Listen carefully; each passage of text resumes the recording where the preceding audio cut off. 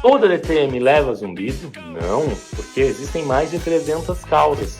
Pode ser um angioma, pode ser uma perda auditiva, pode ser uma presbiacusia ou algum fator genético, algumas outras que a gente precisa avaliar, né? Então, nós profissionais que trabalhamos com DTM precisamos saber disso. Existem causas principais, angioma, perda auditiva, presbiacusia, fator genético, que podem levar a esse zumbido. DTM também é importante. Mas não é a única causa, existem múltiplas causas aqui. Muitas vezes, mais de uma causa do zumbido pode estar presente no mesmo paciente.